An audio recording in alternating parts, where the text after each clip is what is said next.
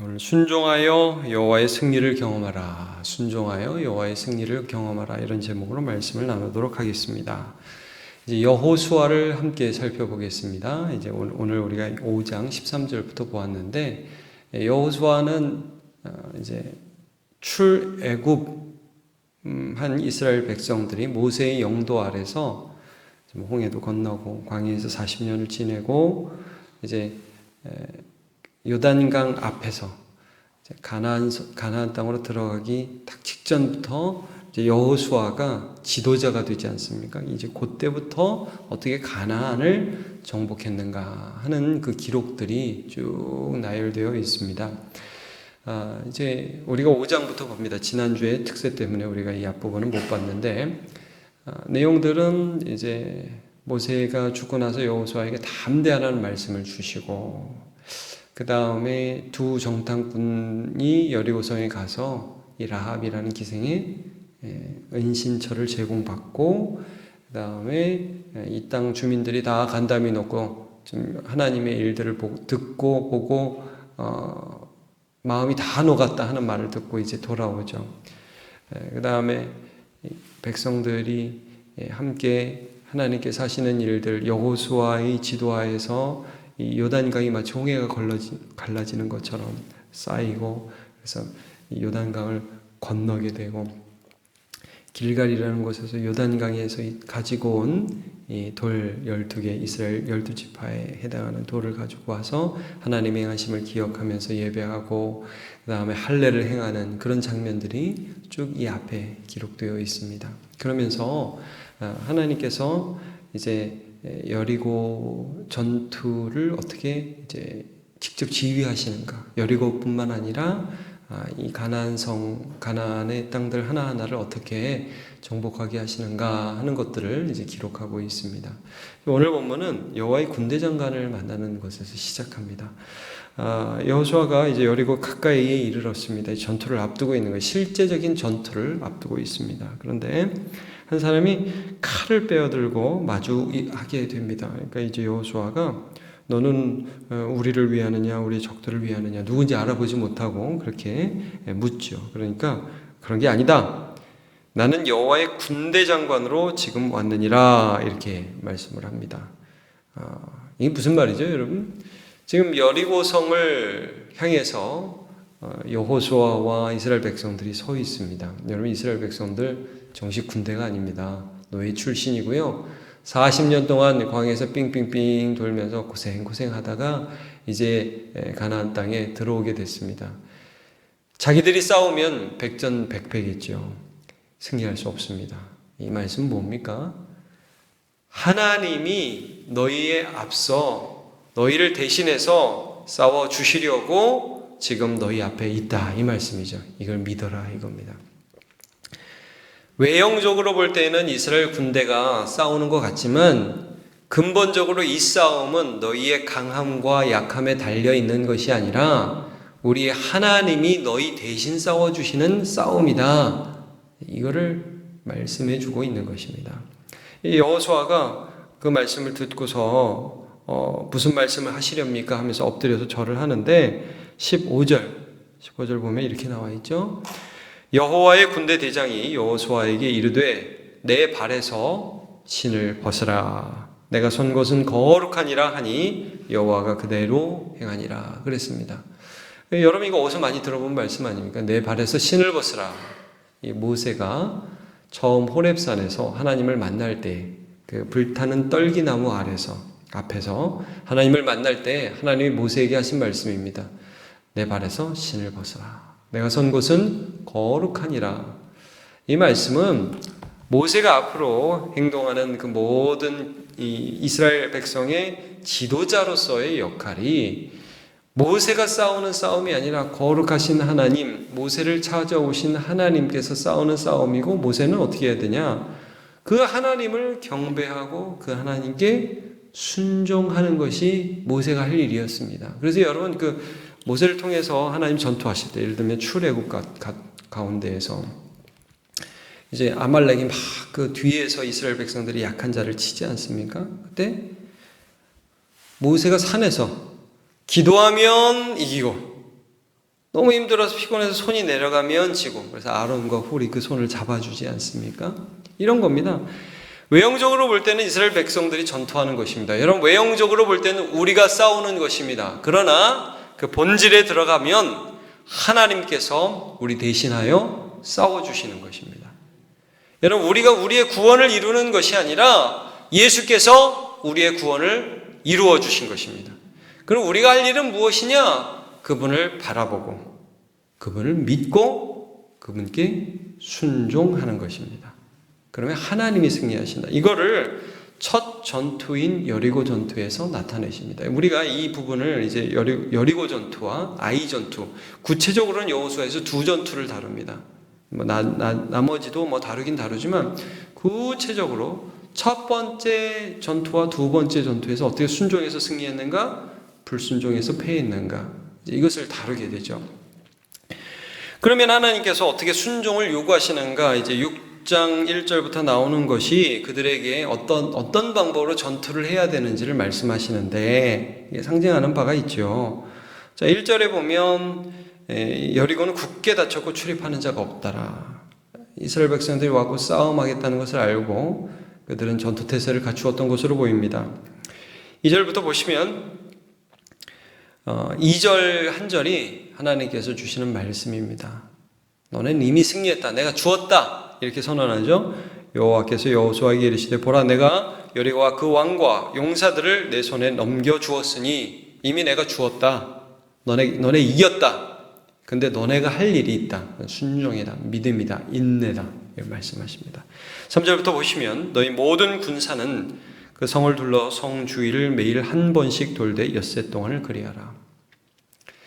6일 동안 쫙 돌아라. 매일 하루에 한 번씩이다. 돌 때 이런 원칙이 있다. 4절 제사장 7은 양각 나팔을 잡고 언약궤 앞에서 나아갈 것이며, 제사장이 언약궤, 하나님의 임재를 나타내는 그 언약궤 앞에서 나팔을 불고, 나팔을 잡고, 불고가 아니라 이제 돌고, 7째 날에는 성을 7번 돌아라. 7이 굉장히 강조되죠. 언약궤 7. 이게 뭡니까? 하나님의 완전함을 나타내는 숫자죠. 하나님의 임재를 나타내는 것입니다. 쭉 그 기간 동안에 하나님을 바라보면서 순종을 해라. 나팔은 이제 마지막 날 7번 성을 돌고 나팔을 불면 양각 나팔, 5절 제사장들이 양각 나팔, 양각이라는 것은 각이 양쪽에 있다는 뜻이 아니라 양의 뿔이라는 뜻입니다. 양뿔 나팔을 길게 불어서 그 나팔 소리가 너희에게 들릴 때에는 백성은 다 큰 소리로 외쳐 부를 것이니라. 와, 소리를 지르라. 이건 무슨 기도원의 300용사 같지 않습니까? 거대한 미디안 앞에서 300명만이면 충분하다. 너네 횃불 들고 항아리 들고 그거 깨고 소리 질러라. 비슷합니다. 이게 사람의 힘에 있지 않다는 것을 지금 말씀해 주고 있죠. 그렇게 다 소리를 외쳐라. 그러면 그 성벽이 무너져 내릴 것이다. 여리고의 자랑, 이중성벽이었다고 많이 얘기하죠. 도저히 사람의 힘으로는 뚫을 수 없는 그 성벽이 무너져 내릴 것이다. 지금 1절에도 봤잖아요. 여리고는 굳게 닫혔다. 거기는 사람이 자기의 힘으로 뚫고 들어갈 수 있는 그런 힘으로 갈 수 있는 곳이 아니니까요. 근데 그거를 무너뜨리겠다. 백성들이 소리 지른다고 음파가 무슨 진동을 해서 어떤 성이 무너지겠습니까? 하나님의 능력이라는 것을 말씀해 주고 있죠. 그걸 약속해 주고 있습니다. 그래서 이제 순종하면서 나아가게 됩니다. 이 싸움의 방식을 이제 우리가 쭉 봤습니다. 여러분, 6일을 삥삥 하루에 한 바퀴씩 돌아야 됩니다. 이게 뭐죠? 믿음입니다. 인내입니다. 참으면서 바라보면서 하나님을 계속 기대하고 바라보는 것입니다. 이런 생각을 해봐요. 여러분, 우리나라 참 성격 급하다고 그러잖아요. 제가 보면 무슨 물건 택배 주문하면 여러분 언제 오나 기다리죠. 지금 여리고성을 쳐야 돼요. 군사가. 그러면 마음이 조급할 수밖에 없어요. 이거 언제 이기지? 어떻게 하지? 근데 하루에 한 바퀴씩 도는 거예요. 많이도 아니고. 그것도 조용히 돌아야 돼요. 나중에 보시면 알겠지만 조용히 한 바퀴씩 돕니다. 근데 그 앞에는 언약궤가 있고 제사장이 나팔을 불어요. 불지도 않아요. 한 바퀴씩 돕니다. 조용히. 뭐예요? 전투를 앞두고 하나님만 바라보며 기다리는 거예요. 기다리는 거. 여러분, 믿음이 본질적으로 인내죠. 하나님께서 하실 일들을 우리가 소망하고 바라보면서 기다리는 겁니다. 하나님이 해주시기를. 여러분, 물론 우리가 해야 될 때가 있습니다. 물론 우리가 무엇을 해야 될 때가 있습니다. 그러나 완전하게 하나님의 승리가 약속은 되어 있는데 아직 주어지진 않았어요. 우리 신앙이 그렇죠. 천국, 완전한 하나님의 나라, 약속은 되어 있고 우리가 누리기도 하지만 완전히 이루어지진 않았어요. 그래서 우리는 인내하며 기다립니다. 근데 이렇게 인내하며 기다리면 망한다가 아니라 인내하며 기다리는 자에게 세상적으로 막 자기 싸움하는 사람이 얻을 수 없는 하나님의 승리가 주어진다 이거죠. 여러분 생각해 보세요. 다윗과 사울이 있어요. 다윗과 골리앗도 있죠. 다윗이 골리앗도 이겨요. 그때도 물맷돌로 이기죠. 근데 다윗을 미워하던 사울이 있었어요. 다윗이 어떻게 사울을 이기죠? 사울을 죽일 수 있는 기회가 2번 있는데 안 죽인단 말이에요. 왜 안 죽여요? 여호와의 기름 부음 받은 자를 치는 것은 여호와께서 금하신 일이라 안 죽인 게 순종이에요. 그리고 기다리죠. 오랫동안 기다리는데 그러면 다윗의 승리는 사울을 죽이는 것이냐? 아니죠. 다윗의 승리는 사울은 하나님이 처리하시고 하나님께서 다윗을 쓰셔서 이스라엘을 왕으로 세우시고 하나님의 나라를 위하여 다윗을 세워주시죠. 이게 다윗의 승리의 방식입니다. 여러분, 예수님의 승리의 방식이 뭘까요? 예수님을 미워하던 사람은 죄다 죽이는 게 예수님의 승리의 방식입니까? 아닙니다. 끝까지 하나님 앞에 순종하여 십자가를 지시는 것이 예수님의 승리죠. 그러니까 하나님은 어떤 승리를 주시죠? 부활이라는 승리를 주시죠. 이거는 그러니까 여러분, 우리가 이 땅에서 사람과 싸워서 얻을 수 있는 승리와 하나님이 주시는 승리는 다른 겁니다. 여리고성 피 터지게 싸워가지고 몇백만 명 막 죽고 그러는 승리가 아니라 하나님이 주시는 승리는 견고한 여리고성이 무너지는 승리입니다. 이걸 어떻게 얻느냐? 순종, 믿음, 인내를 통해서 얻는 것입니다. 믿음은 보이지 않는 것의 믿음은 바라는 것들의 실상이요 보이지 않는 것들의 증거니 선진들이 이로써 증거를 얻었느니라 이런 말씀을 하죠. 계시록 14장 12절도 제가 한번 읽어드리겠습니다. 성도들의 인내가 여기 있나니 그들은 하나님의 계명과 예수에 대한 믿음을 지키는 자니라 그랬습니다. 여러분, 무엇을 원하십니까? 우리가 사람들과 싸워서 저 사람 눌러 이기는 그런 승리를 원하십니까? 아니면 내 삶에 내가 이룰 수 없는 승리를 하나님이 이루실 것을 소망하십니까? 여러분, 끝까지 믿으십시오. 인내하십시오. 그래서 내 삶에 주시는 하나님의 승리를 경험하는 저 여러분 되시기를 축복합니다. 기도하겠습니다. 하나님, 오늘 여호수아와 이스라엘 군대에게 가나안 정복이라는 이 거대한 사명을 앞두고 그들이 어떤 방식으로 싸워야 하는지를 알려주셨습니다. 그들은 칼싸움을 잘하는 사람이 아니었습니다. 그들은 창을 잘 던지는 사람이 아니었습니다.